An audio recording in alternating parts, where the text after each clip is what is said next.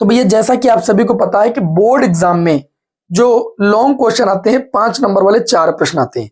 तो आज की इस क्लास में आप लोगों को हम टोटल 8 प्रश्नों को सॉल्व कराने वाले हैं, क्योंकि अथवा में भी होता है ना, तो 4 क्वेश्चन के अथवा वाले 4 हो जाएंगे। टोटल 8 प्रश्नों को सॉल्व कराने जा रहे हैं। क्लास बहुत ज्यादा इंपॉर्टेंट है, हल्के में बिल्कुल मत लीजिए। अगर इन क्लासों को आप लगातार कर रहे हैं तो आपको बहुत कुछ तैयार हो चुका होगा, ऐसी हम उम्मीद करते हैं। तो चलिए देखते हैं भाई। खंड या में पहला क्वेश्चन नंबर 6 है, और क्वेश्चन नंबर 6 में आपसे बोला गया कि हाइगेंस के द्वितीयक तरंगिका के सिद्धांत को बताइए और साथ ही में अपवर्तन के नियम की व्याख्या भी करना है। तो हाइगेंस साहब ने किसी माध्यम में तरंगों के संचरण संबंधी एक नियम को प्रतिपादित किया, जिसे हाइगेंस के द्वितीयक तरंगिका का सिद्धांत कहते हैं। इस सिद्धांत में उन्होंने 3 बातें बताई। एक तो तरंगाग्र की परिभाषा बताई थी। कैसे बताई? उन्होंने बताया कि जब किसी माध्यम में स्थित तरंग स्रोत से तरंगें निकलती हैं तो तरंग स्रोत के चारों ओर स्थित माध्यम के कण जो होते हैं वो कंपन करने लगते हैं। माध्यम में वह पृष्ठ जिसमें स्थित सभी कण कंपन की समान कला में होते हैं या समान कला में कंपन करते हैं, क्या कहलाता है? तरंगाग्र कहलाता है। पहली बात तो उन्होंने ये बताई। दूसरी बात उन्होंने बताई कि तरंगाग्र पर स्थित माध्यम का प्रत्येक कण एक नए तरंग स्रोत का कार्य करता है, जिससे सभी दिशाओं में नई तरंगें निकलती हैं, और इन नई तरंगों को हम सभी लोग द्वितीयक तरंगिकाएं कहते हैं। माध्यम में जो द्वितीयक तरंगें होती हैं वो उसी चाल से आगे बढ़ती हैं जिस चाल से प्राथमिक तरंगें आगे बढ़ती हैं। ठीक है। और तीसरी बात इन्होंने अपने हाइगेंस ने द्वितीयक तरंगिका के सिद्धांत में बताया कि यदि किसी क्षण इन द्वितीयक तरंगिकाओं को स्पर्श करता हुआ कोई हम पृष्ठ खींचते हैं तो उस क्षण आपको एक नए तरंगाग्र की स्थिति जो है दिखाई देगी, या एक नए तरंगाग्र की स्थिति को प्रदर्शित करता है। ठीक है। तो वो जो आप क्या करते हैं, स्पर्श करता हुआ जो पृष्ठ खींचते हैं, वो पृष्ठ जो होता है एक नए तरंगाग्र की स्थिति को प्रदर्शित करता है। ऐसा हाइगेंस ने अपने द्वितीयक तरंगिका के सिद्धांत में बताया। तो ये 3 बातें आप सभी लोगों को हाइगेंस के द्वितीयक तरंगिका के सिद्धांत में याद रखनी। अब 5 नंबर में हाइगेंस के द्वितीयक तरंगिका के सिद्धांत को पूछे जाने के बाद यह भी पूछा गया है कि हाइगेंस के द्वितीयक तरंगिकाओं के सिद्धांत के आधार पर आपको अपवर्तन के नियम की व्याख्या करनी है। और कई बार मैंने आपको बताया है, लेकिन शॉर्ट में एक बार और समझा दे रहे हैं। हाइगेंस के अपवर्तन के नियमों की व्याख्या करने के लिए अपवर्तन की व्याख्या हम शॉर्ट में लिखे दे रहे हैं, और अपवर्तन की व्याख्या कैसे करना है शॉर्ट में आपको समझा रहे हैं। देखिए, सबसे पहले एक आपको अपवर्तक पृष्ठ लेना है। इसको मान लेते हैं जेड डैश, ये आपका अपवर्तक पृष्ठ हो गया। इस पर एक तिरछा समतल तरंगाग्र आपतित करते हैं ऐसे। ठीक। और जो समतल तिरछा तरंगाग्र है इसको नाम दे देते हैं ए बी। क्या नाम दे देते हैं? A B. ये इसका हो गया अभिलंब इस पृष्ठ पर, इसको N1 नाम दे सकते हैं। ये आपतित तरंग है, तो ये अभिलंब और आपतित किरण के बीच कौन सा कोण बनेगा? कोण आई। अच्छा, ये पूरा कोण जो होता है ये वाला, ये 90 डिग्री होता है भाई। तो अगर ये वाला कोण आपका आधा आई है तो ये कितना हो जाएगा? तो आप कहेंगे 90 माइनस आई। पहले इस बात को समझ लीजिए। अच्छा, जब ये जो पहली तरंग है, ये जिस क्षण आपके इस अपवर्तक पृष्ठ के बिंदु ए पर होती है, उस क्षण जो दूसरी तरंग होती है वो बिंदु बी पर होती है। जिस क्षण ये बिंदु बी वाली तरंग चल करके ये पहुंचती कहां पर? इस अपवर्तक पृष्ठ के बिंदु ए डैश पर, उतने समय ये तरंग जो है अपवर्तित हो रही चुकी होती है, और ये कहां पहुंच जाएगी उतने समय में? इस चाप को लेकर के यहां पर ये आप चाप लगा लीजिए, इस दूरी को लेकर के चाप लगा लीजिए। अब जब आप इस लाइन को ऐसे मिला देंगे तो यहां पर आप देखेंगे, यहां पर भी आप एक अभिलंब खींच लेंगे, ये आपका N2 हो जाएगा। और जब ये वाली दूसरी वाली तरंग इस पृष्ठ पर आएगी और अपवर्तक पृष्ठ पर पड़ेगी तो ये भी क्या हो जाएगी? अपवर्तित हो जाएगी। और ये चूंकि अभिलंब था, अपवर्तित, और यहाँ पर जो कोण बनेगा अपवर्तित किरण और अभिलंब के बीच अपवर्तन कोण बनेगा, और ये वाला पूरा कोण कितना हो जाएगा? 90 माइनस आर। मैं कई बार आपको बता चुका हूं, तरंगाग्र जो होता है समतल तरंगाग्र, ये तरंग के साथ 90 डिग्री का कोण बनाता है। ठीक है। ये जो लाइन होती है परपेंडिकुलर होती है दोनों तरंगों पर। ठीक है। तो यहाँ पर देखिए ये अपवर्तित है, और ये तो यहाँ पर ये पूरा जो एंगल बनेगा 90 बनेगा। ये आर था तो 90 माइनस आर हो गया 100%। अब ये अभिलंब है तो ये पूरा कोण 90 बना गया, 90 माइनस आर, तो ये वाला कोण कितना हो जाएगा? आर। इसी तरीके से अगर ये वाला कोण 90 माइनस आई है, ये पूरा कोण 90 होगा, तो ये वाला कोण कितना हो जाएगा? तो आप कहेंगे कोण आई हो जाएगा। कितना हो जाएगा? कोण आई हो जाएगा। अब आपको अपवर्तन के नियम की व्याख्या करने के लिए कोई और दिमाग नहीं लगाना है। ये जो तरंगाग्र आपको प्राप्त होगा इसे अपवर्तित तरंगाग्र कहते हैं। अपवर्तन के नियम की व्याख्या करने के लिए देखिए, आपतित किरण, अपवर्तित किरण और अभिलंब तीनों एक तल में होते हैं, वो आपको एक तल में दिखेगा। यहाँ पर तरंगे जो है एक तल में है, लेकिन स्नेल के नियम की पुष्टि करना है, इसके लिए आपको साइन आई की वैल्यू निकालना पड़ेगा। तो सबसे पहले आप त्रिभुज लेंगे ए बी ए डैश, त्रिभुज ए बी ए डैश, और ये एक समकोण त्रिभुज है। इसमें आप सभी लोग निकालेंगे साइन आई की वैल्यू। साइन आई बराबर लंब, लंब कितना हो जाएगा बी ए डैश बटे कड़ कितना हो जाएगा ए डैश। मैं आपको बता दूं यहाँ कोण जो होगा वो 90 डिग्री होगा, 90 डिग्री के कोण के सामने भुजा कड़ कहलाती है ए डैश। तो साइन आई बराबर यहाँ पर आप लोग लिख सकते हैं बी ए डैश। पहले माध्यम में मान लेते हैं तरंग की चाल v1 है, अब दूसरे माध्यम में जाने पर चाल तो बदली जाएगी। जितने समय में, मतलब समय अगर यहाँ पर टी लग रहा है तो यहाँ पर भी समय कितना लगेगा टी, और चाल और समय का गुणनफल कहलाता है दूरी। मतलब अगर हम बी ए डैश की दूरी लेंगे तो v1 टी आ जाएगी और बटे में कितना हो जाएगा ए डैश। इसको मान लेंगे समीकरण 1। इसी प्रकार ध्यान से बात आप समझिएगा, इसी प्रकार त्रिभुज हम नीचे वाला लेंगे ए डैश और इसको नाम दे देंगे बी, और नहीं A B A dash, A B, देखिए यहाँ पर ए बी ए डैश ये वाला त्रिभुज पढ़ा था, इसको बी डैश नाम लिख दीजिए, A B dash A dash में। ठीक, यहाँ पर लगा लेंगे हम लोग साइन आर। साइन आर बराबर, साइन आर के सामने भुजा लंब हो जाएगी ए बी डैश और बटे कड़ कितना हो जाएगा ये वाला, क्योंकि यहाँ पर कोण ये 90 डिग्री बनेगा, ये आपका कड़ हो जाएगा ए डैश।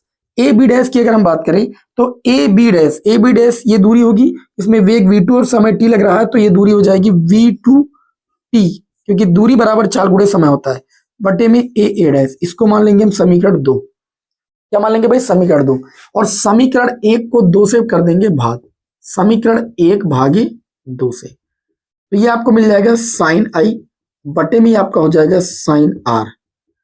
अब जब दोनों समीकरणों को भाग करेंगे तो ए डैश से ए डैश आपका कैंसिल हो जाएगा, ऊपर आपका बचेगा v1t और नीचे आपका बचेगा v2t, t से t कैंसिल, साइन आई बटे साइन आर बराबर आपको मिल जाएगा v1 बटे v2। ये अपवर्तन का ही, ये स्नेल संबंधी ही नियम है, बस ये वेग के पदों में है बस। ठीक, तो ये अपवर्तन का क्या है आपका दूसरा नियम। मैंने अपवर्तन में आपको बताया था कि अपवर्तनांक को कैसे वेग में बदलना, तो वेग के पदों में आया बस, यही क्या है स्नेल का नियम है। तो ये अपवर्तन के दूसरे नियम की हमने पुष्टि कर दी है। इस तरीके से जो ये क्वेश्चन नंबर 6 था ये आपको पूर्ण रूप से समझाया जा चुका है। हमें उम्मीद है कि आपको समझ में आ गया होगा। तो खंड या के अंतर्गत इतना आप करेंगे तो भैया 5 नंबर आपको मिलते हैं। इसलिए मैं कहता हूं ध्यान से और अच्छे से पढ़ाई कीजिए, क्योंकि ये समय आपके पास बार बार नहीं आएगा। चलिए भाई, अब हम सभी लोग बिना समय को लॉस किए हुए आगे बढ़ते हैं और क्वेश्चन नंबर 6 का जो अथवा पार्ट में दिया गया है, प्रकाश के व्यतिकरण एवं विवर्तन में अंतर समझाइए, यंग के द्विजिरी प्रयोग में व्यतिकरण पट्टियों की चौड़ाई का व्यंजक लिखिए तथा इस पर झिरियों के बीच अंतर और प्रयुक्त प्रकाश की तरंग दैर्ध्य के प्रभाव को भी समझाइए। मैं आप सभी लोगों को एक चीज बता दूं, देखिए यहां पर आपसे पूछा गया है व्यतिकरण और विवर्तन में अंतर, तो सबसे पहले आप हेडिंग लगाएंगे व्यतिकरण और विवर्तन में भाई अंतर। तो व्यतिकरण और विवर्तन में अंतर कैसे करना है इस बात को ध्यान से समझ लीजिए। एक तरफ आप लोग लिखेंगे हेडिंग डालेंगे व्यतिकरण और एक तरफ हेडिंग आप डालेंगे विवर्तन। आपकी स्क्रीन पर लिख कर आ रहा है और मैं आपको पढ़ के बता रहा हूं, ध्यान से समझिए। व्यतिकरण में सबसे पहले आप लिख सकते हैं दो कला संबद्ध स्रोतों से आने वाली प्रकाश तरंगों के अध्यारोपण से क्या प्राप्त होता है भाई व्यतिकरण। विवर्तन में क्या लिखेंगे, मतलब एक व्यतिकरण में व्यतिकरण की परिभाषा लिख दीजिएगा और विवर्तन में विवर्तन की परिभाषा। एक ही तरंगाग्र के विभिन्न बिंदुओं से आने वाली द्वितीय तरंगिकाओं के बीच व्यतिकरण से क्या प्राप्त होता है विवर्तन प्राप्त होता है। ये पहला अंतर हो गया। दूसरा अंतर आप लोग लिख सकते हैं व्यतिकरण फ्रिंजों की चौड़ाई समान भी हो सकती है और नहीं भी, जबकि विवर्तन में आप लिखेंगे विवर्तन फ्रिंजें कभी भी समान चौड़ाई की नहीं हो सकती। व्यतिकरण में आप लिखेंगे व्यतिकरण प्रतिरूप में सभी दीप्त फ्रिंजों की तीव्रता क्या होती है समान होती है, जबकि विवर्तन में प्रतिरूप में दीप्त फ्रिंजों की तीव्रता लगातार घटती जाती है। तो इस तरीके से आप सभी लोग व्यतिकरण और विवर्तन में लिख सकते हैं अंतर। अब आगे प्रश्न में देखिए जो बात कही गई उसको भी हम आपको सॉल्व करा देते हैं। देखिए आगे प्रश्न में आपसे ये कहा गया है कि यंग के द्विजिरी प्रयोग में व्यतिकरण पट्टियों की चौड़ाई का व्यंजक लिखिए। क्या लिखना है, व्यतिकरण पट्टियों की चौड़ाई का व्यंजक मैं आपको पढ़ा चुका हूं। देखिए मैं यहीं पर आपके सामने सॉल्व किया दे रहा हूं, ये अथवा वाला पार्ट है। पहले व्यतिकरण और विवर्तन में अंतर मैं बता ही चुका हूं, अब ध्यान से समझिए। जो फ्रिंज चौड़ाई होती है उसको ओमेगा से या फिर बीटा से लिखा जाता है। ओमेगा या किससे लिखा जाता है, बीटा से लिखा जाता है। और ये फ्रिंज चौड़ाई से व्यक्त की इसे ही फ्रिंज चौड़ाई कहते हैं। दो क्रमागत दीप्त या आदिप्त फ्रिंजों के बीच की दूरी को फ्रिंज चौड़ाई कहते हैं। इसका सूत्र होता है कैपिटल डी लैम्डा बटे में स्मॉल डी। तो प्रश्न में जितनी बात बोलेगी उतनी लिखिए, कोई व्यंजक निकालने के लिए आपसे नहीं पूछा गया। आपसे कहा गया है कि आपको बताना यंग के द्विजिरी प्रयोग में व्यतिकरण पट्टियों की चौड़ाई का व्यंजक क्या होता है, यही होता है बीटा बराबर डी लैम्डा बाई डी। यहां पर ये चीज आपको जरूर दिखा देना है कि कौन सी चीज क्या है। जो डी होती है वो झिर्री तथा पर्दे के बीच की दूरी होती है। झिर्रियों तथा पर्दे के बीच की दूरी, पर्दे के बीच की दूरी। और ये स्मॉल जो डी होती है ये झिर्रियों के बीच की दूरी होती है, दो स्लिटों के बीच की दूरी होती है। झिर्रियों के बीच की दूरी के बीच की दूरी। और जो लैम्डा है ये प्रयुक्त प्रकाश की तरंग दैर्ध्य है। क्या है भाई? प्रयुक्त प्रकाश की तरंग दैर्ध्य है। ये आपको चीज दिखाना बहुत जरूरी है। अब देखिए, आपसे कहा गया था व्यंजक लिखिए, हमने लिख दिया भाई व्यंजक, लेकिन अब प्रश्न क्या कहता है? प्रश्न ये कहता है इस पर झिर्रियों के बीच अंतर, मतलब झिर्रियों के बीच अंतर क्या होगा भाई? ये स्मॉल डी, इसका प्रभाव बताना है। और आपको ये भी बताना है प्रयुक्त प्रकाश की तरंग दैर्ध्य का प्रभाव भी दिखाना है कि फ्रिंज चौड़ाई पर क्या पड़ता है। तो देखिए, पहले आप हेडिंग डालेंगे, क्या हेडिंग डालेंगे? पहले आप हेडिंग डालेंगे कि फ्रिंज चौड़ाई पर झिर्रियों के बीच के अंतर का प्रभाव। अब आप लिखेंगे कि जो बीटा है वो क्या है? स्मॉल डी, यानी झिर्रियों के बीच की दूरी के क्या है? व्युत्क्रमानुपाती है। अर्थात आपको क्या लिखना है कि जो क्या कहते हैं झिर्रियों के बीच की दूरी है, इसका मान, चूंकि झिर्रियों के बीच की दूरी जो है वो क्या है? फ्रिंज चौड़ाई के व्युत्क्रमानुपाती है। अतः अगर हम झिर्रियों के बीच की दूरी को बढ़ाते हैं तो फ्रिंज चौड़ाई का मान घट जाएगा। अगर झिर्रियों के बीच की दूरी को कम करते हैं तो फ्रिंज चौड़ाई का मान बढ़ जाएगा। ये हो गया प्रभाव, किसका प्रभाव? झिर्रियों के बीच के अंतर का प्रभाव। फिर दूसरी बात आपसे ये पूछी गई है कि जो प्रयुक्त प्रकाश की तरंग दैर्ध्य, इसका जो है आपको प्रभाव बताना है। किस पर प्रभाव बताना है? फ्रिंज चौड़ाई पर। तो फ्रिंज चौड़ाई बीटा समानुपाती सूत्र में आप देख पा रहे हैं लैम्डा के है, क्योंकि लैम्डा ऊपर अंश में है। अर्थात जो प्रयुक्त प्रकाश की तरंग दैर्ध्य है, अगर उसकी तरंग दैर्ध्य को बढ़ाते हैं, जैसे हम लाल रंग का प्रकाश ले, उसकी तरंग दैर्ध्य बहुत ज्यादा होती है, ठीक है, तो फ्रिंज चौड़ाई का मान क्या हो जाएगा? बढ़ जाएगा, क्योंकि समानुपाती है। और अगर हम प्रयुक्त प्रकाश की तरंग दैर्ध्य कम लें, जैसे बैंगनी रंग के प्रकाश के लिए, तो उसकी तरंग दैर्ध्य अगर कम होगी तो फ्रिंज चौड़ाई क्या हो जाएगी? आपकी घट जाएगी। तो ये प्रयुक्त प्रकाश की तरंग दैर्ध्य का प्रभाव हो गया। ठीक है, अब आप इतना इसका प्रभाव लिखेंगे, ये सूत्र लिखेंगे, एक नंबर इसका, एक नंबर इसका, एक नंबर इसका, और 2 नंबर आपको मिलेंगे व्यतिकरण और विवर्तन के अंतर लिखने के। इस तरीके से आपको टोटल 5 नंबर मिलेंगे। ठीक है, अब पता लगे प्रश्न पूछा गया है कि आप फ्रिंज चौड़ाई का व्यंजक लिखिए, अब आप चलिए उसका पूरा व्यंजक करना शुरू कर देते हैं। नहीं, जितना प्रश्न पूछे आपको उतना उत्तर देना है। ठीक है, तब तो फिर मानिए बेटर होगा, नहीं पता लगे फिजिक्स में फिर लिखना बहुत रहता है। आगे देखिए, क्वेश्चन में पूछा गया, अब अगला क्वेश्चन है क्वेश्चन नंबर 7, इसको रब कर देते हैं भाई। क्वेश्चन नंबर 7 जो है वो प्रकाश वैद्युत प्रभाव चैप्टर से क्वेश्चन आया है। इसमें देखिए क्या पूछा जा रहा है, प्रकाश वैद्युत प्रभाव को भी जान लेते हैं। इसमें बोला गया है, अगला क्वेश्चन आपकी स्क्रीन पर है कि प्रकाश वैद्युत प्रभाव की परिघटना प्रकाश की किस प्रकृति की पुष्टि करती है। जो प्रकाश वैद्युत प्रभाव की घटना हमने पढ़ी है कि जब एक निश्चित आवृत्ति से अधिक आवृत्ति का प्रकाश किसी धातु की सतह पर आपतित किया जाता है तो धातु की सतह से इलेक्ट्रॉनों का उत्सर्जन होने लगता है। इस घटना को हम सभी लोग क्या कहते हैं? प्रकाश वैद्युत प्रभाव। इस घटना से प्रकाश की किस प्रकृति की पुष्टि होती है? तो आप कहेंगे ये आपका क्वेश्चन नंबर भैया 7 है। ठीक है, प्रकाश वैद्युत प्रभाव की घटना से प्रकाश के क्वांटम प्रकृति, देखिए क्वांटम प्रकृति बोलिए, या आप इसे कह सकते हैं कण प्रकृति। क्या कह सकते हैं? कण प्रकृति की पुष्टि होती है।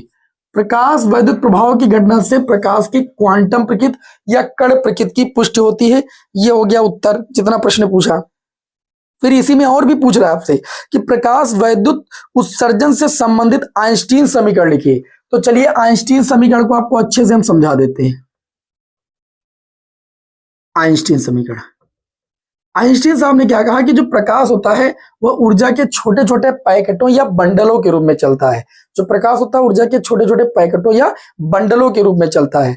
और एक पैकेट या बंडल को हम सभी लोग कहते हैं फोटान। और एक फोटान की जो ऊर्जा होती है, एक फोटान की जो ऊर्जा होती है वो कितनी होती है? h new. देखिए मैं नोट्स आपकी स्क्रीन पर लगा देता हूं, समझाने का कार्य यहां पर मैं करता हूं, तो नोट्स जब लगाता हूं तो आप स्क्रीनशॉट ले लिया करें। फोटान, एक फोटान की ऊर्जा कितनी होती है? h new. तो आइंस्टीन साहब ने बताया कि जब प्रकाश ऊर्जा के छोटे छोटे पैकेटों या बंडलों के रूप में चलता है और एक फोटान की ऊर्जा h न्यू होती है, जहां पर न्यू आवृत्ति होती है और h होता है प्लांक नियतांक जिसकी वैल्यू 6.64 या 63 है ना, और गुणे 10⁻⁻34 जूल सेकेंड, ये प्लांक नियतांक की वैल्यू होती है। आपको बता दें, आपको बताते चलें कि जब एक फोटान की ऊर्जा hν होती है और जब ये किसी धातु की सतह पर आपतित होता है तो धातु की सतह के अंदर उपस्थित जो इलेक्ट्रॉन होते हैं उनको ये अपनी एनर्जी hν दे देता है, और धातु की सतह के अंदर उपस्थित जो इलेक्ट्रॉन होता है वो इस एनर्जी को दो प्रकार से व्यय करता है। इस एनर्जी hν को दो प्रकार से व्यय करता है। किस तरीके से व्यय करता है? धातु की सतह से बाहर निकलने में, ठीक है, और गति प्रदान करने में। मतलब हम लोग कह सकते हैं कार्यफलन के रूप में और गति प्रदान करने के रूप में एनर्जी दो प्रकार से व्यय करता है, W और EK के रूप में, ठीक है। यदि यहां पर देखिए इसको ऐसे भी लिखा जा सकता है hν बराबर W बराबर होता है hν नॉट और EK बराबर होता है गतिज ऊर्जा का सूत्र होता है mv², वेग मैक्सिमम आप बोल सकते हैं क्योंकि गति प्रदान करने की बात हुई। तो हाफ mv² मैक्स बराबर आप लोग लिख सकते हैं hν, और इस hν नॉट को उधर ले जाओ तो ये hν नॉट हो जाएगा। तो हाफ mv² मैक्स बराबर h ले लो common, nu minus nu naught. ये जो समीकरण होती है इसे हम आइंस्टीन समीकरण के नाम से जानते हैं। किस नाम से जानते हैं? आइंस्टीन समीकरण के नाम से। क्वेश्चन में ये बोला गया था कि प्रकाश वैद्युत प्रभाव की जो घटना है वो प्रकाश की किस प्रकृति की पुष्टि करती है, तो आप कह सकते हैं प्रकाश की क्वांटम प्रकृति या कण प्रकृति की पुष्टि करती है। आइंस्टीन समीकरण में आप बता देना, आइंस्टीन के अनुसार प्रकाश होता है ऊर्जा के छोटे छोटे पैकेटों या बंडलों के रूप में चलता है, और एक पैकेट या बंडल को हम लोग बोलते हैं फोटान, जिसकी एनर्जी जो होती है वो क्या होता है आपका hν होती है। और जब ये धातु की सतह पर प्रकाश आपतित किया जाता है तो जो फोटान होता है अपनी पूरी एनर्जी की धातु के अंदर उपस्थित किसी इलेक्ट्रॉन को दे देता है। इलेक्ट्रॉन इस एनर्जी hν को दो प्रकार से व्यय करता है, धातु की सतह से बाहर निकलने में और गति प्रदान करने में, ठीक है। इसी को हम लोग जो है मैथमेटिकली लिख देंगे तो जो इक्वेशन प्राप्त होगी उसे हम सभी लोग कहते हैं आइंस्टीन समीकरण। अभी इस क्वेश्चन में और भी पूछा जा रहा है, इसके आधार पर प्रकाश वैद्युत उत्सर्जन के नियमों की संक्षिप्त व्याख्या कीजिए। प्रकाश वैद्युत उत्सर्जन के 5 नियम थे। पहला नियम क्या था? पहला नियम यह था कि जो आपतित प्रकाश की तीव्रता है, ध्यान से समझिएगा, आपतित प्रकाश की तीव्रता अगर हम बढ़ाते हैं, आपतित प्रकाश की तीव्रता बढ़ाते हैं तो जो इलेक्ट्रॉनों की धातु की सतह से इलेक्ट्रॉनों की जो उत्सर्जन दर होती है, इलेक्ट्रॉनों की उत्सर्जन दर वो बढ़ जाती है। उत्सर्जन दर क्या होती है? बढ़ जाती है। पहला नियम ध्यान से समझिएगा, आपतित धातु की सतह पर आपतित प्रकाश की तीव्रता का मान बढ़ाने पर इलेक्ट्रॉनों की उत्सर्जन दर बढ़ जाती है। ये मैं बोल रहा हूं, इसको आप लिख लीजिएगा क्योंकि इसको अगर हम आपकी स्क्रीन पर लगाएंगे तो फिर ये बहुत बड़ा चला जाएगा। दूसरी चीज, जो इलेक्ट्रॉनों की उत्सर्जन दर वो बढ़ जाती है। अब मेरी बात को एक बात और समझिएगा, जो दूसरा नियम है, दूसरा नियम क्या कहता है? दूसरा नियम ये कहता है कि उत्सर्जित इलेक्ट्रॉनों की जो अधिकतम गतिज ऊर्जा होती है, जो उत्सर्जित, ध्यान से समझिएगा, आप लिखेंगे उत्सर्जित इलेक्ट्रॉनों की अधिकतम गतिज ऊर्जा, अधिकतम गतिज ऊर्जा जो होती है वो आपतित प्रकाश की आवृत्ति पर निर्भर करती है।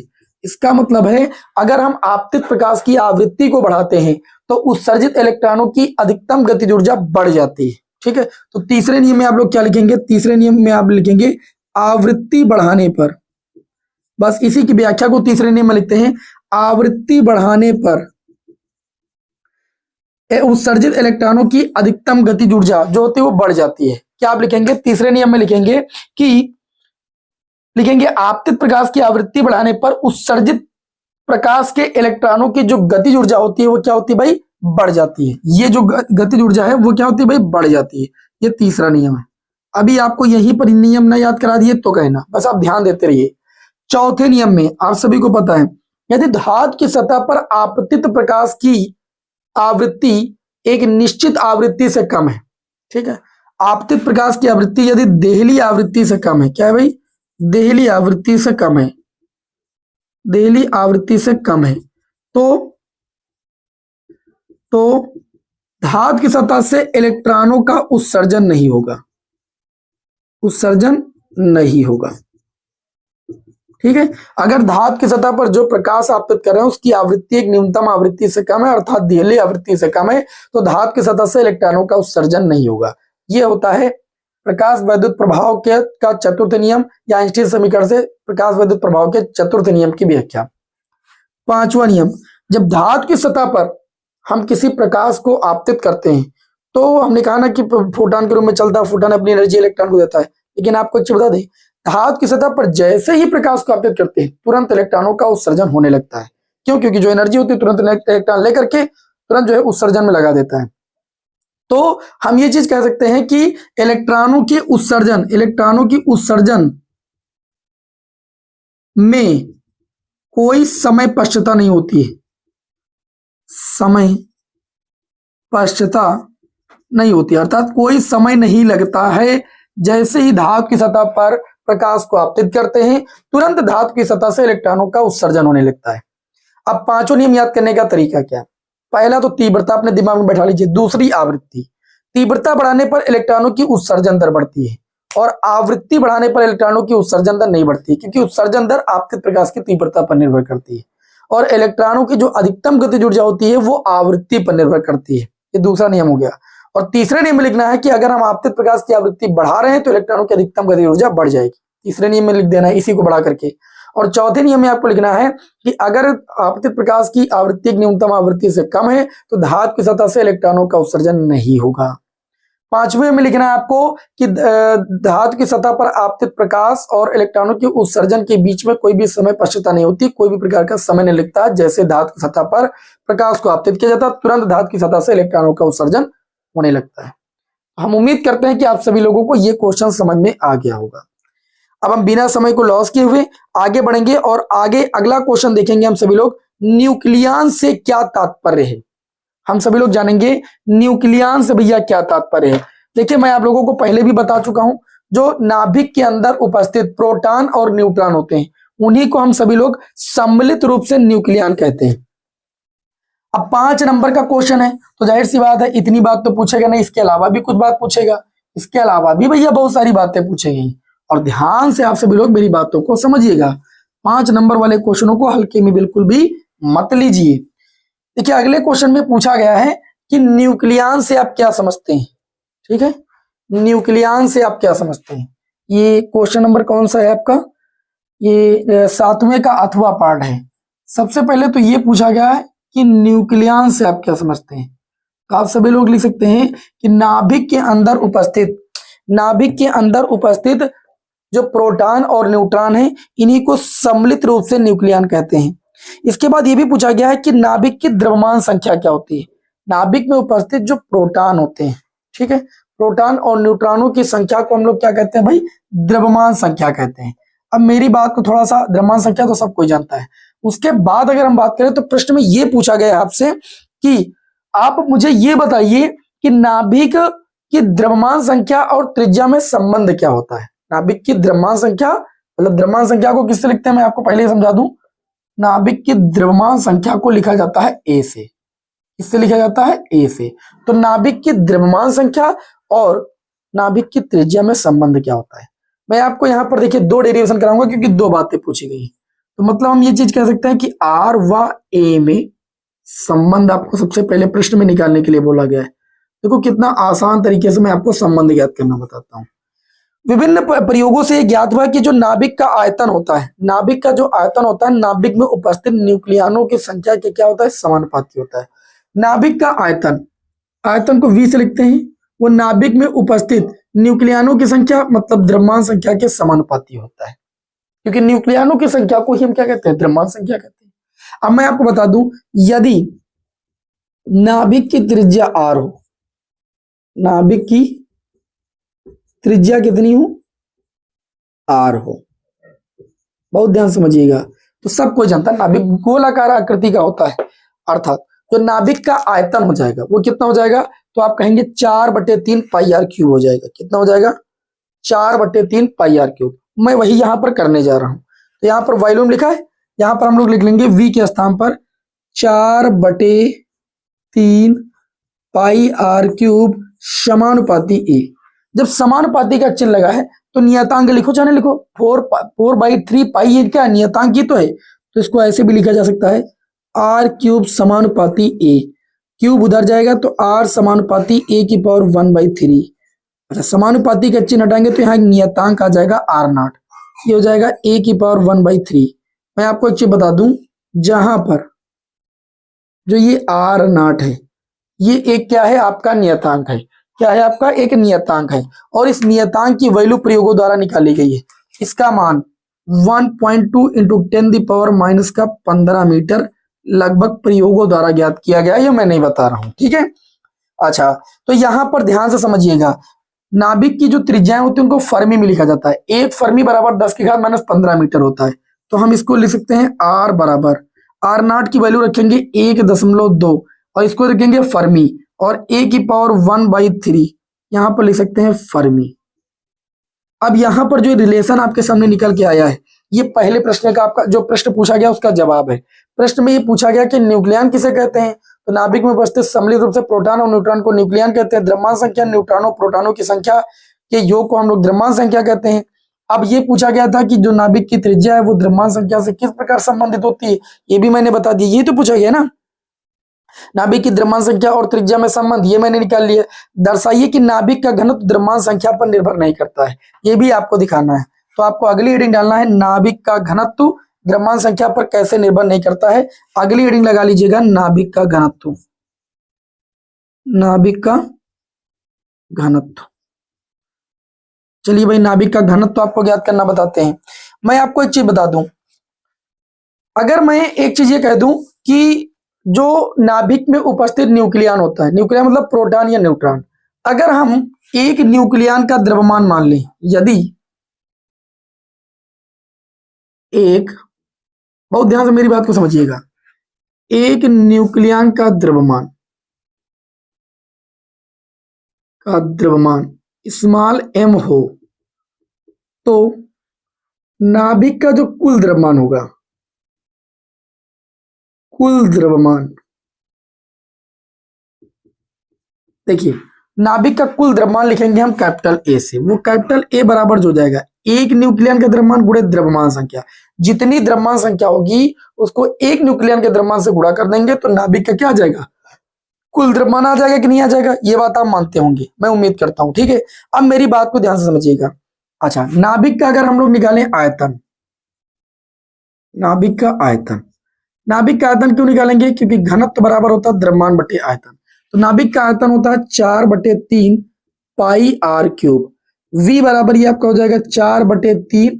अभी मैंने r की वैल्यू आपके सामने निकाली, r बराबर होता है r नॉट a की पावर 1/3। तो r के स्थान पर लिख सकते हैं r नॉट a की पावर 1/3, इसका लगा देंगे होल क्यूब। v बराबर हो जाएगा 4/3 पाई, ये हो जाएगा r नॉट का क्यूब, भाई क्यूब आ जाएगा, ये क्यूब इसके ऊपर आएगा, 3 से 3 कैंसिल हो जाएगा, केवल a हो जाएगा। अब हमने निकाल लिया क्या, ये नाभिक का निकाल लिया मैंने आयतन। हमको किसकी गणना करनी थी, नाभिक के घनत्व की। अतः जो नाभिक का घनत्व हो जाएगा, सब विद्यार्थी जानते हैं नाभिक का घनत्व, घनत्व बराबर होता है द्रव्यमान, नाभिक का कुल द्रव्यमान बटे में आयतन। तो रो बराबर नाभिक का कुल द्रव्यमान मैंने बता दिया है स्मॉल m इंटू में a, आयतन आपका आ चुका है 4/3 पाई आर नॉट क्यूब इंटू में a से a कैंसिल हो गया। रो बराबर आ जाएगा 3m, मतलब ये 3 ऊपर चला जाएगा, बटे में 4 पाई आर नॉट क्यूब।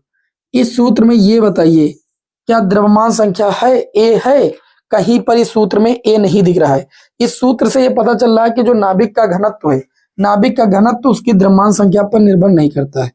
अतः रो a पर निर्भर नहीं करता है, और यही चीज प्रश्न में हमको दिखाना था। बताइए, इतना आसान तरीके से मैंने आप लोगों को इस क्वेश्चन को समझा दिया। मैं उम्मीद करता हूं कि ये चीज आपको समझ में आ गई होगी। बताइए भाई, समझ में आई कि नहीं आई। अब हम समय अपना लॉस ना करते हुए आगे के क्वेश्चनों पर बात करते हैं, ठीक। इसका आप लोग स्क्रीनशॉट ले लीजिए जल्दी। चलिए भाई, इसे रफ कर देते हैं और अगले क्वेश्चन को हम सभी लोग देखते हैं भाई, है ना। जल्दी से इस मॉडल पेपर को हम लोग पूर्ण रूप से समाप्त करते हैं। और आप सभी लोगों को क्लास पसंद आ रही है तो भैया क्लास को लाइक जरूर कर दीजिए। आप सभी लोगों के लिए इतनी ज्यादा मेहनत की जा रही है तो क्लास को लाइक तो कर ही सकते हैं।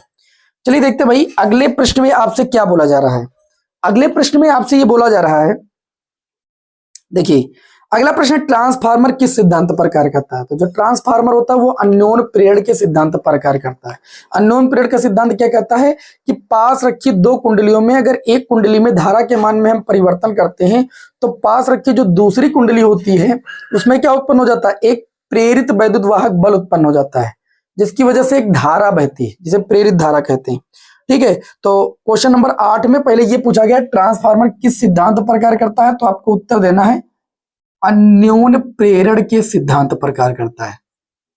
अन्योन्य प्रेरण के सिद्धांत पर कार्य करता है। अब ज्यादा बवाल आपको लिखने की जरूरत नहीं, जितना प्रश्न किया करे उतना उत्तर दीजिएगा बस आप। फिर कह रहे हैं उच्चाई और अपचाई ट्रांसफार्मर क्या होते हैं। देखिए ट्रांसफार्मर दो प्रकार के होते हैं। ट्रांसफार्मर का कार्य ही होता है वोल्टेज को परिवर्तित करना। देखिए एक ट्रांसफार्मर होता है उच्चाई ट्रांसफार्मर, जिसको स्टेप अप कहते हैं, स्टेप अप ट्रांसफार्मर। ठीक है, हम दोनों को अच्छे से आपको समझा दे रहे हैं। जो उच्चाई ट्रांसफार्मर होता है, उच्चाई ट्रांसफार्मर क्या करता है, निम्न प्रत्यावर्ती वोल्टेज को उच्च प्रत्यावर्ती वोल्टेज में परिवर्तित करता है। अब इसकी जो प्राथमिक कुंडली होती है, ठीक है, प्राथमिक कुंडली में मोटे तार के कम फेरे होते हैं और द्वितीय कुंडली में पतले तार के अधिक फेरे होते हैं। किसमें, उच्चाई ट्रांसफार्मर की। ये होती है प्राथमिक कॉइल, है ना, प्राथमिक, और ये होती है द्वितीय कुंडली। तो आप मेरी बात समझ गए होंगे। उच्चाई ट्रांसफार्मर की बात होती है अपचाई ट्रांसफार्मर की। दूसरा ट्रांसफार्मर कौन सा होता है, अपचाई ट्रांसफार्मर। अपचाई ट्रांसफार्मर क्या करता है, ये उच्च प्रत्यावर्ती वोल्टेज को निम्न प्रत्यावर्ती वोल्टेज में परिवर्तित करने का कार्य करता है, वोल्टेज को डाउन करने का कार्य करता है। इसकी जो प्राथमिक कुंडली होती है, इसमें पतले तार के अधिक फेरे होते हैं। पतले तार के क्या होते हैं, अधिक फेरे होते हैं। जो प्राथमिक कुंडली होती है किसकी भाई, अपचाई ट्रांसफार्मर की। और जो द्वितीय कुंडली होती है, ठीक है, जो द्वितीय कुंडली होती है, इसमें द्वितीय कुंडली में मोटे तार के कम फेरे होते हैं। किसमें, अपचाई ट्रांसफार्मर में। ठीक, तो आप लोगों को उच्चाई और अपचाई ट्रांसफार्मर समझ में है। उच्चाई ट्रांसफार्मर क्या होता है, ये निम्न प्रत्यावर्ती वोल्टेज को उच्च प्रत्यावर्ती वोल्टेज में परिवर्तित करने का कार्य करता है। और उच्चाई ट्रांसफार्मर की प्राथमिक कुंडली में मोटे तार के कम फेरे और द्वितीय कुंडली में पतले तार के अधिक फेरे होते हैं। इसी के उल्टा आ जाइए, अपचाई ट्रांसफार्मर क्या करता है, ये उच्च प्रत्यावर्ती वोल्टेज को निम्न प्रत्यावर्ती वोल्टेज में परिवर्तित करने का कार्य करता है। इसकी प्राथमिक कुंडली में पतले तार के अधिक फेरे होते हैं, जबकि द्वितीय कुंडली में मोटे तार के कम फेरे होते हैं। ठीक है, तो जैसा जैसा प्रश्न पूछता जा रहा है वैसा वैसा हम जवाब देते जा रहे हैं। तो ट्रांसफार्मर किस सिद्धांत पर कार्य करता था आप जान गए। उच्चाई और अपचाई ट्रांसफार्मर क्या होते हैं आप जान गए। ट्रांसफार्मर में होने वाली दो प्रमुख हानियों का उल्लेख कीजिए। मैं आपको बता दूं बहुत सारी। ठीक है, नंबर 1 आप लोग लिख सकते हैं लौ की हानि, ठीक है, या लौ क्रोड की हानि। लौ हानि आप लिख सकते हैं, फ्लक्स हानि लिख सकते हैं, बहुत सारी हानियां हैं। फ्लक्स हानि, लौ हानि,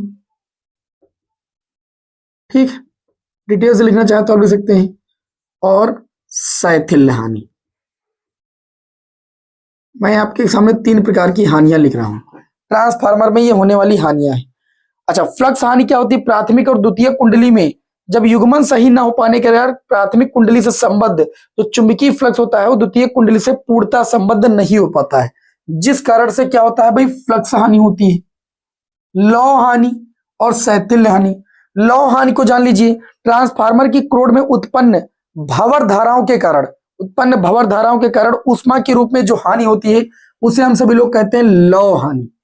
बात समझ आ गई। और तीसरी होती है शैथिल्य हानि। शैथिल्य हानि क्या होती है, ट्रांसफार्मर की क्रोड के चुंबकन तथा विचुंबकन की क्रिया में ऊर्जा की हानि होती है, जिसे हम सभी लोग कहते हैं शैथिल्य हानि। स्क्रीन पर आप सभी लोगों के मैंने तीनों हानियों का संक्षिप्त विवरण दे दिया है। आप सभी लोग स्क्रीनशॉट लेकर के इसको याद जरूर कर लीजिए। 3-4 हानियां जरूर याद रखिएगा, क्योंकि क्वेश्चन में ये कहा गया था कि ट्रांसफार्मर में होने वाली 2 प्रमुख हानियों का उल्लेख कीजिए। तो उल्लेख नाम लिखने के बाद मतलब किस प्रकार हानि होती है ये भी बताना जरूरी है। मैंने 3 हानियां बता दी हैं। उसके बाद इसमें देखिए न्यूमेरिकल दिया गया है। एक आदर्श ट्रांसफार्मर में प्राथमिक और आदर्श ट्रांसफार्मर क्या होता है, आदर्श ट्रांसफार्मर वे ट्रांसफार्मर होते हैं जिसमें ऊर्जा हानि नहीं होती, दक्षता इनकी 100% होती है। ये ऐसा बोला जाता है, ये काल्पनिक ट्रांसफार्मर होते हैं। इन्होंने कहा ट्रांसफार्मर की प्राथमिक और द्वितीय कुंडली में फेरों की संख्या का अनुपात दिया गया है। बात को ध्यान से समझिएगा, क्वेश्चन में क्या चीज कही जा रही है और क्या चीज आपको निकालनी है। देखिए इसमें प्राथमिक और द्वितीय कुंडली में फेरों की संख्या का अनुपात दिया गया है, NP बटे में NS बराबर 10/1 आपको दिया गया है प्रश्न में। और आपको क्या दिया गया, प्राथमिक कुंडली का मान लीजिए आपको विद्युत वाहक बल क्या दिया गया, उल्टता दी गई कि नहीं दी गई है।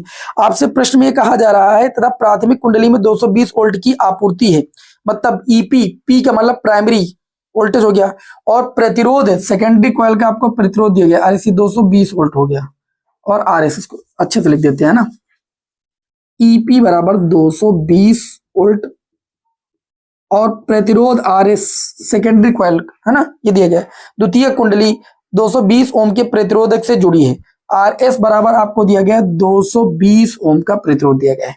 प्रश्न में आपसे क्या कहा गया है कि प्राथमिक कुंडली में प्रवाहित धारा का मान ज्ञात कीजिए। प्राथमिक कुंडली में प्रवाहित धारा मतलब आपको IP का मान ज्ञात करना है, इसका मान ज्ञात करना है, IP का मान। अब आप सबसे पहले यहां पर सूत्र लगाएंगे, EP बटे में ES बराबर NP बटे में NS, इसको परिणामान अनुपात कहते हैं। EP की वैल्यू 220, ES की वैल्यू ज्ञात कर लेंगे, NP की वैल्यू 10 बटे में 1, NP बटे NS बराबर 10 बटे 1, तो ES की वैल्यू आ जाएगी 220 बटे में 10, को काट लेंगे तो ES की वैल्यू आ जाएगी 22 वोल्ट। जो सेकेंडरी कॉइल में वोल्टेज आ जाएगा वो 22 वोल्ट आ जाएगा। सेकेंडरी कॉइल का वोल्टेज पता है, सेकेंडरी कॉइल का प्रतिरोध पता है, सेकेंडरी कॉइल जो द्वितीय कुंडली उसमें प्रवाहित धारा निकाल सकते हैं। IS बराबर ES बटे में RS हो जाएगा। ओम का नियम आप पढ़ो ना, I बराबर V बटे R, वही है। तो यहाँ पर ES की वैल्यू 22 वोल्ट है, RS की वैल्यू 220 है, इसको काटोगे 1 बटे 10 आ जाएगा। 1 बटे 10 का मतलब कितना हो जाएगा, 0.1 एम्पियर हो जाएगा।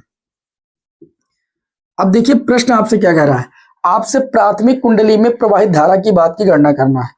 तो मैं आपको बता दूं, जो धारा का सूत्र होता है, बहुत ध्यान से समझिएगा, जब आप यहां पर सूत्र धारा के पदों में लगाएंगे नाउ, तो धारा के पदों में व्युत्क्रमणपाती का मामला होगा EP प्राथमिक कुंडली का विद्युत वाहक बल बटे में द्वितीय कुंडली का विद्युत वाहक बल बराबर, अब धारा के पदों में लिखेंगे तो IS बटे में IP, ये होता है आपका EP और बटे ES। EP की वैल्यू आप देख सकते हैं 220 वोल्ट है, ES की बात करेंगे 22 वोल्ट है, IS की बात करेंगे 0.1, IP निकालना है, 22 से इसको काटोगे ये 10 आ जाएगा, इस 0.1 को इधर लेकर आओगे या IP इधर ले आओ, IP बराबर 0.1 बटे में कितना हो जाएगा 10, जब 10 से 0.1 को भाग करोगे 0.01 एम्पियर आ जाएगा। प्राथमिक कुंडली में जो प्रवाहित धारा की बात हो जाएगी वो 0.01 एम्पियर हो जाएगी। मैं उम्मीद करता हूं कि ये जो ट्रांसफार्मर से रिलेटेड प्रश्न आया था आपको बेहतरीन तरीके से समझ में आ गया होगा।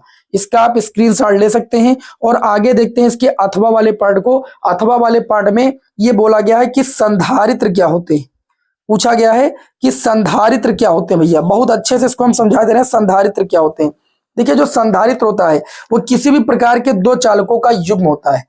एक चालक पर जितना आवेश होता है उस दूसरी चालक पर उसके विपरीत उतना ही परिमाण में आवेश होता है, ठीक है। और एक जो दूसरी प्लेट होती है वो पृथ्वी से जुड़ी होती है, तो ऐसे चालकों को हम लोग क्या कहते हैं, संधारित्र कहते हैं। इसका स्क्रीनशॉट ले लिया। चलिए अब जो अगला क्वेश्चन पूछा गया है इसमें सबसे पहले देखिए जब संधारित्र पूछा जाए क्या होता है, तो संधारित्र एक ऐसा संयोजन जिसमें चालक के आकार में परिवर्तन के बिना उस पर आवेश की पर्याप्त मात्रा को संचित किया जा सकता है। संधारित्र क्या होते हैं, प्रश्न पूछने का तरीका समझिए। संधारित्र क्या होते हैं जब ऐसा पूछा जाए तो आपको लिखना है संधारित्र किसी भी प्रकार के दो चालकों का क्या होता है, युग्मन होता है। ये दो चालक हो गए, जैसे कि आपको पता है दो प्लेटें हो गई, ठीक है।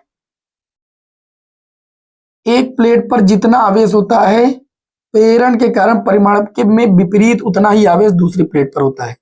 दोनों के बीच की दूरी स्मॉल d होती है। इसका पृष्ठ घनत्व तो सिग्मा मान सकते हैं क्योंकि एक समान रूप से आवेश वितरित होता है और दूसरी प्लेट का पृथ्वी से जुड़ा होना जरूरी होता है।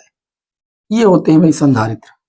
अब समांतर प्लेट संधारित्र की धारिता का व्यंजक जब आपसे पूछा जाए, प्रश्न में बोला गया है कि धारिता का व्यंजक भी ज्ञात कीजिए, तो मैंने इसके लिए आपको कई बार ट्रिक बताई है। उसी ट्रिक को फॉलो करते हुए मैं बता रहा हूं। ट्रिक आप लोगों को पता है EVS, अर्थात समांतर प्लेट संधारित्र के प्लेटों के बीच सबसे पहले इस पर एक समान रूप से आवेश वितरित है। प्लेटों को P1 और P2 मान सकते हैं, इनके बीच की दूरी d है, प्लेटों का क्षेत्रफल a, ये सब माना ढाना आप सब जानते हैं, ठीक है। सबसे पहले आपको क्या निकालना है, सिग्मा की वैल्यू। सिग्मा की वैल्यू कितनी आ जाएगी, Q/A। जो प्रत्येक चूंकि समांतर प्लेट संधारित्र पर आवेश जो है वो Q एक समान रूप से वितरित है, इसलिए इसका पृष्ठ घनत्व सिग्मा बराबर कितना हो जाएगा, Q/A आवेश के पृष्ठ घनत्व की परिभाषा से। उसके बाद आपको क्या करना है, इस ट्रिक को फॉलो करना है। E मतलब समांतर प्लेट संधारित्र की प्लेटों के बीच उत्पन्न वैद्युत क्षेत्र की तीव्रता निकालना। मैं शॉर्ट में आपके सामने लिख रहा हूं, वैद्युत क्षेत्र की तीव्रता, समांतर प्लेट संधारित्र की प्लेटों के बीच उत्पन्न वैद्युत क्षेत्र की तीव्रता, ये आपको लिखना है। ई बराबर होता है सिग्मा अपान में के एप्सिलॉन नॉट। ये आप सभी लोगों ने अभी गॉस की प्रमेय के प्रयोग में पढ़ा था, ठीक है। और सिग्मा की वैल्यू यहां पर रख देंगे तो ये हो जाएगा क्यू अपान में ए रखेंगे तो के ए एप्सिलॉन नॉट हो जाएगा। पहला स्टेप हमारा कंप्लीट होता है ईवीसी ट्रिक का। उसके बाद हम लोग क्या करते हैं, हम लोग यहां पर सूत्र लगाते हैं ई बराबर वी बटे डी, विभव परिवर्तन और वैद्युत क्षेत्र की तीव्रता में संबंध से। तो विभवांतर अगर v हो तो v बराबर आपका हो जाएगा E इंटू में d। जब E की वैल्यू यहां पर रखोगे Q अपान में के ए एप्सिलॉन नॉट इंटू में कितना है आपका d, तो v की वैल्यू आ गई। और v की वैल्यू आने के बाद तुरंत आप सभी लोग धारिता की परिभाषा मैंने भी एक आपको पढ़ाया है, C बराबर होता है Q अपान में v का मान उठा के यहां पर रख दीजिए। v का मान रखने पर जब v का मान रखेंगे तो ये क्यू अपान में v की वैल्यू आपकी हो जाएगी भाई कितनी, तो आप कहेंगे क्यू डी बटे में के ए एप्सिलॉन नॉट। तो ये क्यू से क्यू कैंसिल हो जाएगा, c बराबर के ए एप्सिलॉन नॉट ऊपर चला जाएगा, बटे में d हो जाएगा। इसे कहते हैं समांतर प्लेट संधारित्र की धारिता का व्यंजक। अब मैं आप लोगों को यहाँ पर बताता हूं कि ये जो समांतर प्लेट संधारित्र की धारिता का व्यंजक धारिता है वह किन किन कारकों पर निर्भर करती है। तो नंबर 1 ध्यान दीजिए, इसे सूत्र से ही पता चलेगा, परावर्तन के पर निर्भर करती है। दूसरा कारक ए क्षेत्रफल पर निर्भर करती है। और तीसरा कारक प्लेटों के बीच की दूरी पर निर्भर करती है। मैं शॉर्ट में आपके सामने लिखा हूं, एप्सिलॉन नॉट यहाँ पर नियतांक होता है। कैसे निर्भर करती है, समांतर प्लेट संधारित्र की जो धारिता होती है वो संधारित्र के प्लेटों के बीच रखे परावैद्युत पदार्थ के परावैद्युतांक पर निर्भर करती है। अर्थात परावैद्युतांक का मान बढ़ाने पर समांतर प्लेट संधारित्र की धारिता बढ़ती है। सब नंबर 2 समांतर प्लेट संधारित्र की जो धारिता होती है वो प्लेटों के क्षेत्रफल के अनुक्रमानुपाती होती है। प्लेटों का क्षेत्रफल बढ़ाने पर समांतर प्लेट संधारित्र की धारिता बढ़ती है। तीसरी बात, समांतर प्लेट संधारित्र की धारिता प्लेटों के बीच की दूरी के व्युत्क्रमानुपाती होती है। अर्थात समांतर प्लेट संधारित्र की प्लेटों के बीच की दूरी का मान बढ़ाने पर, मतलब डी का मान बढ़ाने पर समांतर प्लेट संधारित्र की धारिता घट जाती है, क्योंकि व्युत्क्रमानुपाती का रिलेशन यहाँ पर होता है। तो इस तरीके से ये क्वेश्चन भी आपको समझ में मैं उम्मीद करता हूं कि आ गया होगा। मैंने बहुत ही आसान भाषा में आपको करा दिया है। मैं छोड़ इसलिए नहीं रहा हूं कोई क्वेश्चन कि देखिए पेपर आप देने जा रहे हैं तो कम से कम यहाँ पर आप लोगों का रिवीजन अच्छे से हो जाए। अगला जो क्वेश्चन दिया गया है क्वेश्चन नंबर 9, इसमें भी 2 क्वेश्चन है, एक अथवा करके होता है और इसमें पहला क्वेश्चन दिया गया है कि वैद्युत चुंबकीय तरंगें क्या है। तो वैद्युत चुंबकीय तरंगों की परिभाषा आप कक्षा 9 में भी पढ़ चुके हो। ऐसी तरंगे, ठीक है, जिनके संचरण के लिए किसी भौतिक माध्यम की आवश्यकता नहीं होती है, उन तरंगों को हम लोग कहते हैं वैद्युत चुंबकीय तरंगे। क्या कहते हैं, वैद्युत चुंबकीय तरंगे। ऐसी तरंगे जिनके संचरण के लिए किसी भौतिक माध्यम की आवश्यकता नहीं होती है, ऐसे तरंगों को हम सभी लोग कहते हैं वैद्युत चुंबकीय तरंगे। आप सभी लोग भली भांति जानते हैं।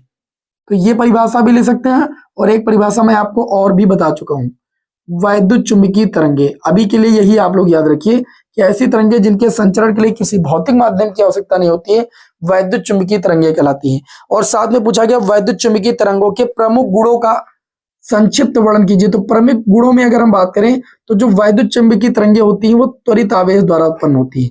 पहला गुण लिख लेना, ये त्वरित आवेश द्वारा उत्पन्न होती है। दूसरा गुण आप लोग लिख सकते हैं, इसमें परावर्तन और अपवर्तन का गुण होता है। परावर्तन तथा अपवर्तन का गुण भी पाया जाता है। अपवर्तन का गुण भी वैद्युत चुंबकीय तरंगों में पाया जाता है। तीसरा गुण आप ले सकते हैं, ये निर्वात में भी चल सकती है। निर्वात में भी चल सकती है, ठीक है। और ये तरंगे जो होती है प्रकाश की चाल से चलती है। किस चाल से चलती है भाई, प्रकाश की चाल से चलती है। प्रकाश की चाल कितनी होती है, 3 × 10⁸ मीटर प्रति सेकंड होती है, ठीक। इन तरंगों की जो प्रकृति होती है वो कैसी होती है, तो इन तरंगों की जो प्रकृति होती है वो अनुप्रस्थ प्रकृति होती है। कैसी प्रकृति होती है, अनुप्रस्थ प्रकृति होती है। तो मैंने संक्षिप्त में प्रकाश विद्युत चुंबकीय तरंगों के मेन अभिलक्षण या गुण को मैंने बता दिया। मैं उम्मीद करता हूं कि आपको अच्छे समझ में आ गया होगा। बात आगे करें यहाँ पर, तो एक क्वेश्चन भी पूछा गया। मैंने आपको इसीलिए 99 न्यूमेरिकल की सीरीज प्रोवाइड की है, और 99 न्यूमेरिकल की सीरीज में क्वेश्चन न कराया हो ऐसा हो ही नहीं सकता। देखिए इसमें दिया गया है कि वैद्युत चुंबकीय तरंग के चुंबकीय क्षेत्र के दोलन का समीकरण दिया गया है। जो बी वाई बराबर, वाई का मतलब है जो विद्युत चुंबकीय तरंग है उसमें चुंबकीय क्षेत्र वाई अक्ष की दिशा में, तो इसके लंबवत कौन सा अक्ष होगा, जेड होगा, जेड अक्ष की दिशा में विद्युत क्षेत्र हो जाएगा। बी वाई बराबर आपको दिया गया 8 × 10 की घात -6 साइन, ब्रेकेट में आपको दिया गया है 2 × 10 की घात 11 टी प्लस 300 पाई एक्स, और यहां पर टेस्ला चुंबकीय क्षेत्र का मात्रक की तुलना आप करेंगे, क्या करेंगे, तुलना करेंगे, किससे करेंगे, B बराबर B not sine omega T, हाँ ओमेगा टी प्लस के एक्स से। तो यहां पर आप देखेंगे B नॉट की वैल्यू आपको मिल जाएगी 8 × 10 की पावर -6, ये B नॉट के स्थान पर है। सूत्र लगा देंगे आप सभी लोग, C बराबर होता है E नॉट बटे में B नॉट।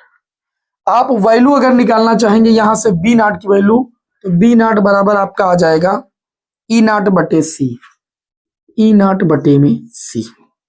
भाई B नॉट की वैल्यू पता ना, E नॉट की वैल्यू चाहिए हमें, तो E नॉट बराबर निकाल लेंगे, E नॉट बराबर B नॉट गुणे में C।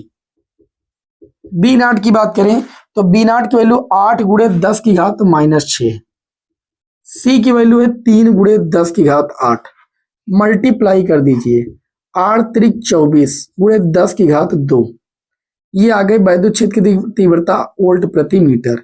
नाउ आपसे प्रश्न में कहा गया है कि जो जिस तरीके से चुंबकीय क्षेत्र का समीकरण है उसी तरीके से वैद्युत क्षेत्र तरंग के संचरण की दिशा भी बताना है, वो तो एक्स अक्ष की दिशा में होगी। ये बताया गया है कि तरंग की तरंगदैर्ध्य दोलनी वैद्युत क्षेत्र का समीकरण ज्ञात करना है, मतलब E बराबर आपको लगाना है E नॉट, बाकी जो आपको वैद्युत क्षेत्र की समीकरण, चुंबकीय क्षेत्र के समीकरण दिया वही लिख देना है।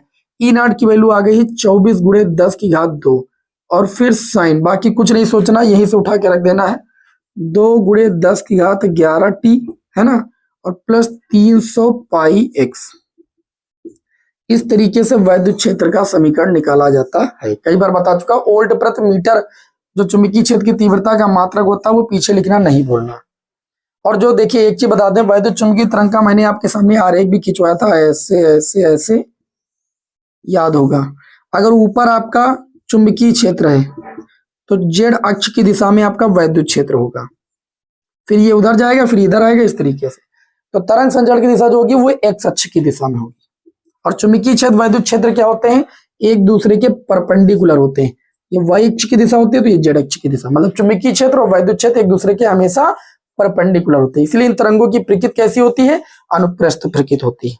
मैं उम्मीद करता हूं कि आपको अच्छी तरीके से मैंने समझा दिया है। नेक्स्ट आगे बढ़ते हैं। अब इसी के अथवा पार्ट में आपसे ये पूछा गया दिष्टकरण क्या होता है। इसको आप करो भाई, इसको आप करते हैं। दिष्टकरण क्या होता है, और इसमें क्वेश्चन में आपसे पूछा गया कि पीएन संधि जो डायोड है इसका पूर्ण तरंग दिष्टकारी परिपथ आरेख बनाइए, निवेशी निर्गत वोल्टेज बनाइए। हालांकि मैं कई बार पढ़ा चुका हूं, फिर भी मैं शॉर्ट में एक बार आपको रिवीजन करा दे रहा हूं। देखिए दिष्टकरण का सबसे पहले रेक्टिफायर का अर्थ समझा देते हैं। दिष्टकरण, दिष्टकरण क्या होता है, दिष्टकरण का मतलब होता है प्रत्यावर्ती धारा या प्रत्यावर्ती उल्टता को दिष्ट उल्टता या दिष्ट धारा में परिवर्तित करना कहलाता है दिष्टकरण। प्रत्यावर्ती धारा या उल्टता को दिष्ट उल्टता या धारा में परिवर्तित करना जो होता है उसे कहते हैं दिष्टकरण। समझ गए मेरी बात को। आगे देखिए प्रश्न में पूछा गया है कि पीएन संधि डायोड का प्रयोग कर पूर्ण तरंग दिष्टकारी परिपथ आरेख, पूर्ण तरंग दिष्टकारी परिपथ आरेख कैसे बनाया गया था। ये प्राथमिक कॉइल है, आप सभी को पता है। प्राथमिक कॉइल को हम लोग क्या करते हैं, एक प्रत्यावर्ती निवेशी वोल्टेज से जोड़ देते हैं, मतलब एसी इनपुट वोल्टेज से जोड़ देते हैं। और एसी इनपुट वोल्टेज का जो ग्राफ होता है वो ऐसे होता है, पता है ना। तो ये हो गया आपका इनपुट। अच्छा, इसमें होती है एक सेकेंडरी कॉइल, ये प्राइमरी कॉइल हो गई, ये सेकेंडरी कॉइल हो गई। सेकेंडरी कॉइल का एक सिरा ये हो जाता है, एक सिरा ये S1 हो गया, ये S2 हो गया। पूर्ण तरंग दिष्टकारी दिखाना है तो एक पीएन संधि डायोड यहां पर लगाते हैं, डायोड D1, और एक डायोड यहां पर लगाते हैं कि अगर एक डायोड जो आपका हो अग्र अभिनंद में, दूसरा अगर पश्च अभिनंद में होगा तो अगला अग्र अभिनंद में हो जाएगा, दूसरा पश्च अभिनंद में होगा, मतलब एक अग्र अभिनंद में एक पश्च अभिनंद में, अगर ये पश्च अभिनंद में तो ये अग्र अभिनंद में, ये अग्र अभिनंद में ये पश्च अभिनंद में, कोई ना कोई एक कार्य करना चाहिए, निर्गत वोल्टेज हमको प्राप्त होना चाहिए। ये टी पॉइंट होता है, यहां पर हमें निर्गत दिष्ट वोल्टेज प्राप्त होता है। निर्गत मतलब दिष्ट वोल्टेज प्राप्त होता है। इनपुट हम लोग कैसा लेते हैं, इनपुट हम लोग एसी लेते हैं, लेकिन प्राप्त कौन सा होता है, डीसी। लोड रेजिस्टेंस आरएल के सिरों के बीच डायोड D2 के पी सिरा होता है, ये एन सिरा होता है। एन सिरे को लोड रेजिस्टेंस आरएल के दूसरे सिरे जोड़ देते हैं। क्रिया विधि लिखना है। यहां पर आपको जो ग्राफ बना रहे हैं वो आउटपुट का बना रहे हैं। अब लिखना क्या था, क्वेश्चन में क्या लिखना था, पीएन संधि डायोड का प्रयोग कर पूर्ण तरंग दृष्टिकारी परिपथ आरेख, ये आपके सामने बन गया। इसकी क्रिया विधि का संक्षिप्त कैसे कार्य करता है, तो आप कहेंगे प्रत्यावर्ती धारा या प्रत्यावर्ती उल्टता के पहले अर्धचक्र के दौरान डायोड D1 अग्र अभिनव में होता है और डायोड D2 पश्च अभिनव में होता है, जिसकी वजह से लोड रेजिस्टेंस आरएल के सिरों के बीच हमको निर्गत दिष्ट वोल्टेज प्राप्त होता है। तो आउटपुट में हम ऐसे ग्राफ दिखा देंगे। जबकि प्रत्यावर्ती निवेशी वोल्टेज के दूसरे अर्धचक्र के दौरान डायोड D1 पश्च अभिनव में और डायोड D2 अग्र अभिनव में कार्य करने लगता है, जिसकी वजह से डायोड D2 के कारण लोड रेजिस्टेंस आरएल के सिरों के बीच निर्गत दिष्ट वोल्टेज प्राप्त होता है। फिर इसी तरीके से प्रत्यावर्ती धारा के तीसरे अर्धचक्र के दौरान डायोड D1 अग्र अभिनव में कार्य करने लगता है और निर्गत दिष्ट वोल्टेज प्राप्त होता है। इस तरीके से निर्गत आउटपुट हमको एक पूर्ण तरंग प्राप्त होती है। इस तरीके से हम लोग ये कह सकते हैं कि जो पीएन संधि डायोड होता है वो पूर्ण तरंग दृष्टिकारी के रूप में कार्य करता है।